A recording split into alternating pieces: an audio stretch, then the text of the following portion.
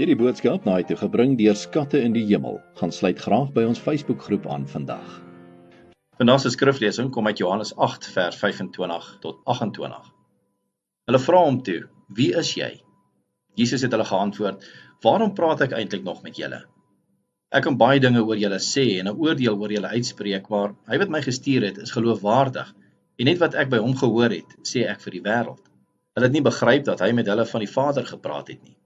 Daarna sê Jesus vir hulle: "Eers wanneer julle die Seun van die mens verhoog het, sal julle begryp dat ek is wat ek is, en dat ek niks uit my eie doen nie, maar net verkondig wat die Vader my geleer het." Vandag se boodskap is getiteld: Wie is U? Die skrifgeleerdes en fariseërs wil Jesus probeer vastrek. Hulle bring 'n vrou wat op oorspel betrap is na hom toe met 'n strikvraag. Moses het ons beveel om sulke vrouens te stenig, maar U, wat sê U? Jesus antwoord nie hulle vraag nie, maar skryf met sy vinger op die grond soos wat soms in 'n regsgeding deur 'n regter gedoen was. Dan sê hy: "Laat die een van julle wat 'n skoon gewete het, eers 'n klip op haar gooi." Hulle stap verdwaas weg, totdat sy alleen by hom agterbly. Hy veroordeel haar ook nie, maar sê: "Gaan maar, jy moet van nou af nie meer sonde doen nie."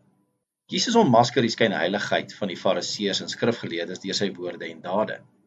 Hy wys hulle daarop dat hulle nie eintlik besef wie hy werklik is nie. Dit lei dan ook tot die vraag in vers 25: Wie is jy? Hierdie vraag staan sentraal in die evangelie: Wie is Jesus? Ongelukkig sou 'n mens eers na Jesus se kruisiging besef wie hy werklik is. Jesus was voor Abraham al daar. Hy is die een wat die Vader werklik ken en openbaar. Hy is God wat mens geword het en tog herken mense nie sy ware identiteit nie. Kom ons gaan vra weer opnuut vir onsself die vraag: Wie is Jesus vir my? Kom ons leef ook dan soos verloste sondaars, nie meer gedryf deur die sonde nie, maar deur dankbare gehoorsaamheid.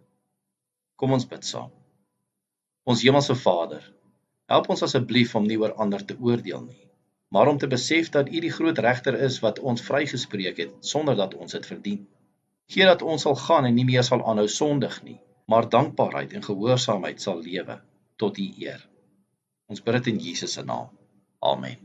As U soortgelyke boodskappe wil ontvang Maandag tot Vrydag, sluit aan by ons WhatsApp broadcast groep. Stuur net jou nommer na 072 581 2973.